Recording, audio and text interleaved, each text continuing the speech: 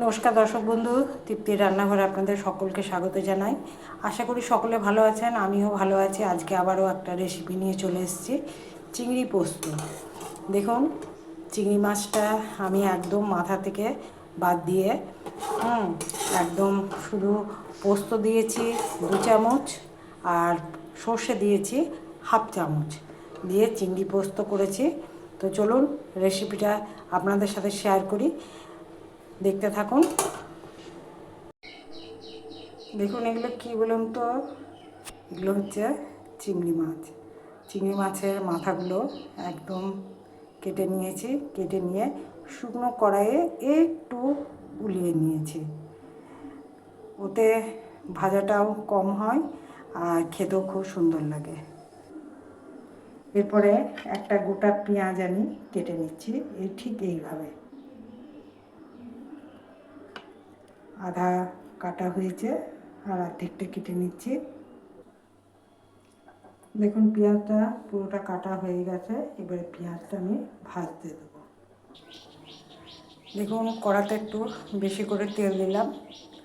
পেঁয়াজটা একদম লালচে করে ভাজবো। আর ততক্ষণে আমি বাটবো পোস্ত আর সামান্য একটু সর্ষের ভাগ কম থাকবে আর পোস্তর ভাগ বেশি থাকবে। আমি দেখাচ্ছি। দেখুন, 4 চামচের 2 চামচের মতন আমি সর্ষে নিয়েছি, এই সর্ষে বলছি, পোস্ত নিয়েছি। আর সর্ষেটাও এবারে দেখাচ্ছি আমি। দেখুন, 4 চামচের 1/2 চামচের মতন সর্ষে নিলাম। পোস্তটা বেশি থাকলে খেতে খুব টেস্টি হয়। আর এর সাথে অবশ্যই দিচ্ছি 2 কাঁচা লঙ্কা। আমি এটা বেটে নিই। দেখুন, তেলটা গরম হয়ে গেছে, আমি পেঁয়াজটা দিয়ে দিচ্ছি।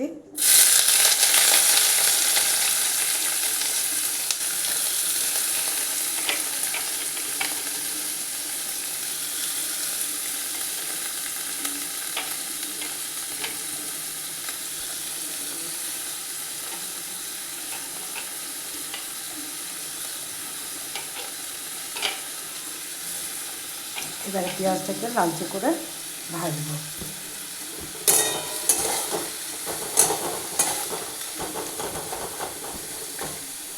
পেঁয়াজটা ভাজতে সময় লাগবে, আমি ততক্ষণ বাটনাটা করে নিই।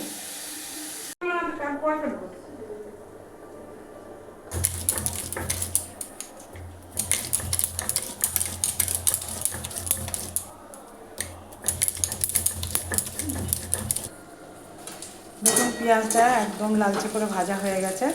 এরপরে দিয়ে দিচ্ছি আমি একটা টমেটো কুচো করে কেটে রেখেছি, টমেটোটা। দেখুন, হলুদ দিলাম আন্দাজ মতন, নুন দিলাম আন্দাজ মতন, আর সামান্য একটু কাশ্মীরি লঙ্কা গুঁড়ি দিলাম কালারটার জন্য। এবারে সবগুলো মিশিয়ে ভালো করে ভাজবো। তুই খাস তো বানা? হবে না?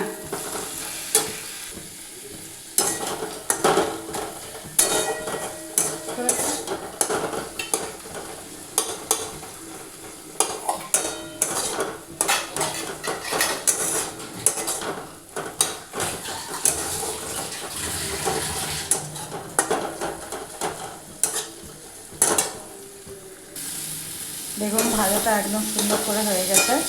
এরপরে দিয়ে দিচ্ছি আমি ওই যে সর্ষে পোস্ত যে বাটা আছে সেটা দিয়ে দিচ্ছি। বাটিটা ধুয়ে একটু জল দিচ্ছি।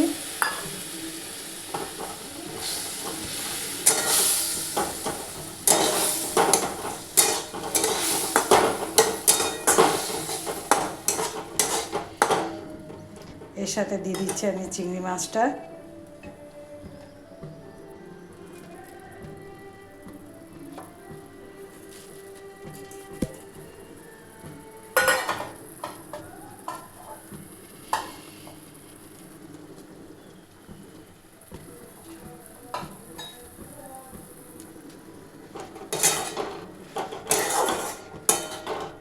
এরপরে বাটিটা ধুয়ে নিচ্ছি, বাটিটা ধুয়ে একটু জল দিয়ে দিচ্ছি। দেখুন, বাটিটা ধুয়ে একটু জল দিয়ে দিলাম। এরপরে একটু ফুটতে দিচ্ছি, আর উপর থেকে 2 কাঁচা লঙ্কা আবার দিয়ে দিচ্ছি। দেখুন, লঙ্কাটা দিয়ে দিলাম, এবারে একটু ফুটতে দিচ্ছি। একটু শুকনো শুকনো করব। দেখুন একদম রেডি হয়ে গেছে চিংড়ি পোস্ত। আর শুকনো ভাত দিয়ে অসাধারণ লাগবে খেতে, আর কোনো মানে তরকারি লাগবেই না।